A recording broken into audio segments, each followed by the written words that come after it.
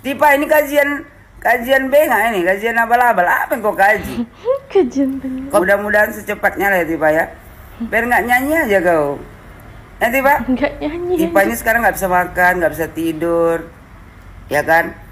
Tiap hari harus bikin konten, seolah-olah dirinya dikriminalisasi. Kasian kali kau Tipa. Makanya dari dulu aku bilang tobat kau Tipa, nggak tobat juga kau.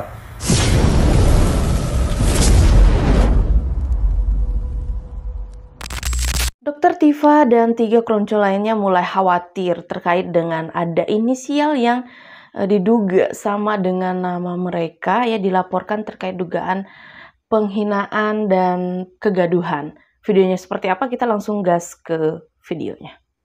Ya, ini kami sangat sedih melihat kondisi bangsa kita yang seharusnya memberikan pertumbuhan masyarakat kita, tapi justru menimbulkan banyak kegaduhan-kegaduhan. Oleh karena itu kami sekali lagi dari Peradi 1 membentuk tim yang namanya Advocate Public Defender untuk menyikapi berbagai persoalan yang ada. Kita coba melaporkan mengenai dugaan penghinaan, hasutan dan juga membuat gaduh. Penghinaan, oke. Hasutan dan pembuat gaduh ya guys. Jadi ada beberapa pasal yang kita akan coba nanti tergantung di dalamnya nanti. Tergantung pada nanti penyidiknya, yang mana yang pasal yang lebih tepat. Tapi kami sebagai warga negara yang baik, kami ingin menyampaikan perasaan kami bahwa kondisi ini tidak bisa dibiarkan. Harus ada kita biarkan terus ini, masyarakat kita akan dirugikan. Kita datang pada hari ini untuk melaporkan oknum-oknum tertentu. Siapa aja Pak yang melaporkan? Bocorannya. Oknumnya inisial aja ya. Inisial aja ya. RS. Inisial aja dulu. Ini RS pas gitu ya sama beliau ya. Jadi orang-orang ini kayak pas gitu namanya. RS apakah memang itu sama atau orang lain gitu ya. Palsu juga, ketik aja di kolom RS. komentar. Dua-duanya RS ini.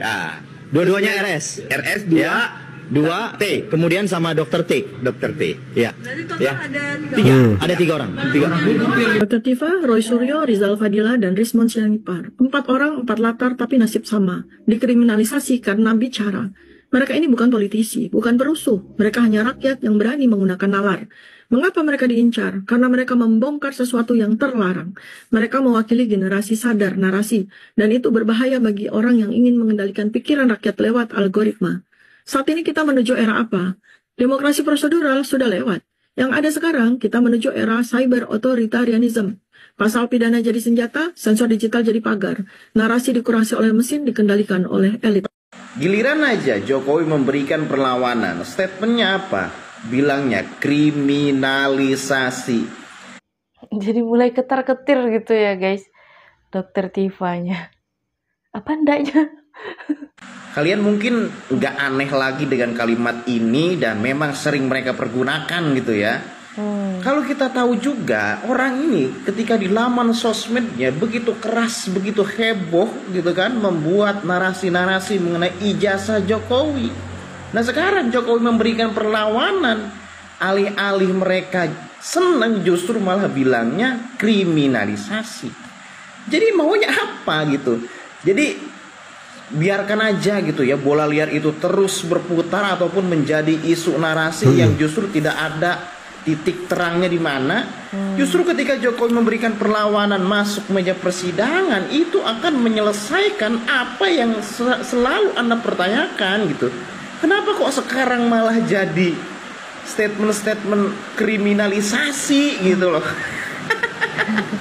Ada yang ketar-ketir hingga harus mendatangkan kawanan preman. Ada yang panik hingga harus dikelilingi. Good morning, selamat pagi. Berjumpa lagi bersama ya kan Ibu Tipa yang merasa dikriminalisasi karena sudah dilaporkan oleh satu organisasi. Kata Tipa, ada yang ketar-ketir hingga harus mendatangkan kawanan preman. Tipa nyindir Pak Jokowi dia. Kemarin Tipa ya yang datang itu cuman Hercules sendiri, nggak pakai kawan-kawannya. Kebalik kau ini, yang menggeruduk rumah Pak Jokowi itu yang cocoknya kau bilang kawanan preman. Karena apa?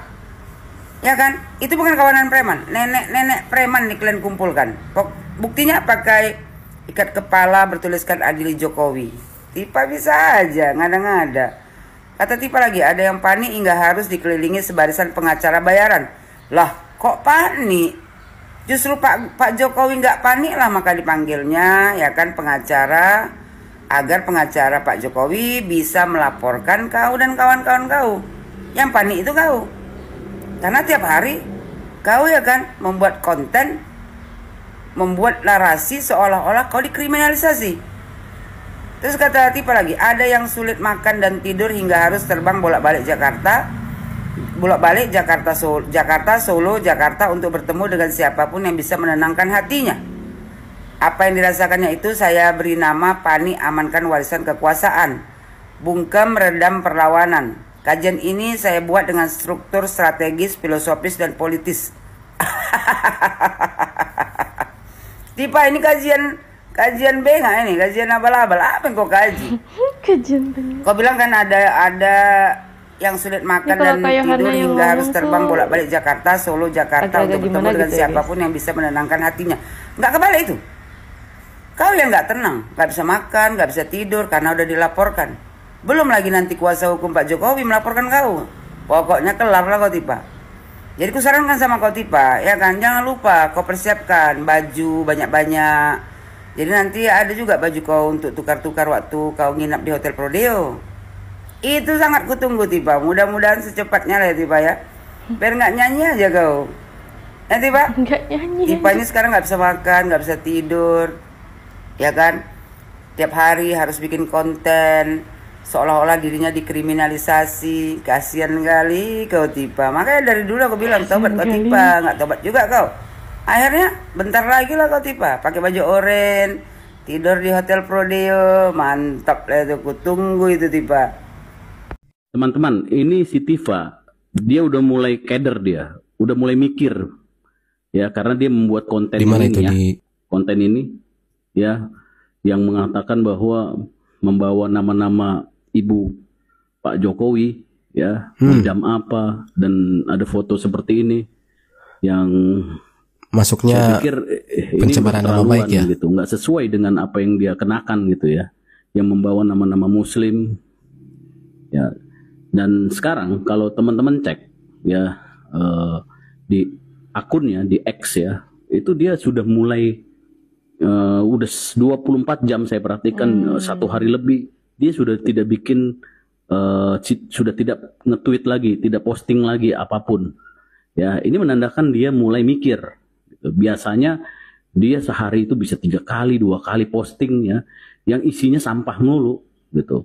Nah, ini berkat teman-teman ya, video yang saya kemarin buat, diviralkan di Snack Video bisa ribuan ya, di-share orang, kemudian di TikTok juga di-share sudah di atas 1000 ya, dan ini cukup efektif gitu ya. Nah, teman-teman juga bisa masuk ke akunnya, screenshot gitu ya, yang posting dia yang seperti ini, walaupun kita lihat banyak juga posting-posting yang sampahnya, yang ini menjijikan lah kata-katanya gitu.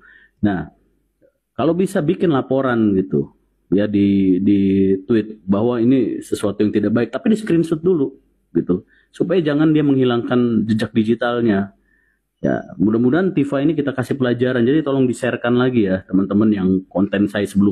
Pak Jokowi ini kan sudah pensiun lah ya, tetapi terus disudutkan. Sebetulnya ada kepentingan besar di balik semua ini. Yang kita lihat di permukaan itu kan ada orang bergerombol menuntut soal kepastian ijazah, tapi sebetulnya ada kepentingan besar. Kepentingan besarnya apa?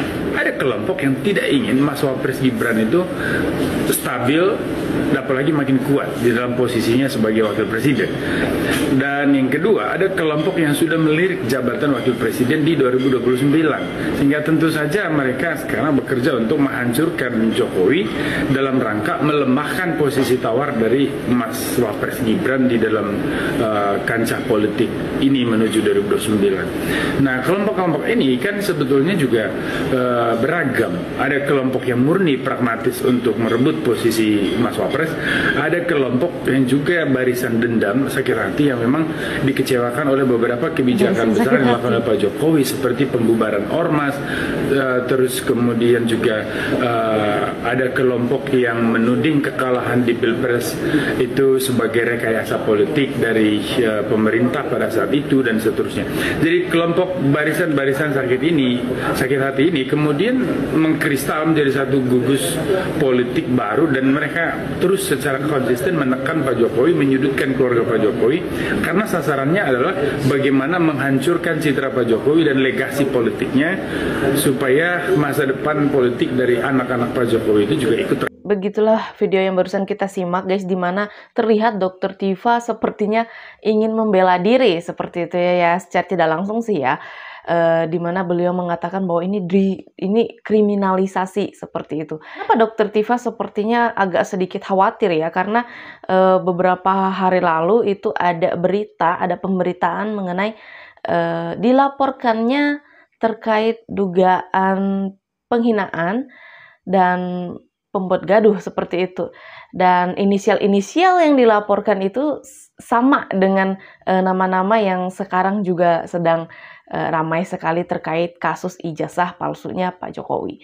Oke, kalau menurut kalian seperti apa video yang barusan kita simak? Coba ketik-ketik di kolom komentar. Aku juga ucapin terima kasih banyak buat teman-teman yang sudah setia bersama Arissa Sebastia, selalu ngikutin aku. Kayaknya sekian dulu video dari aku. Sampai jumpa di video selanjutnya guys. Bye!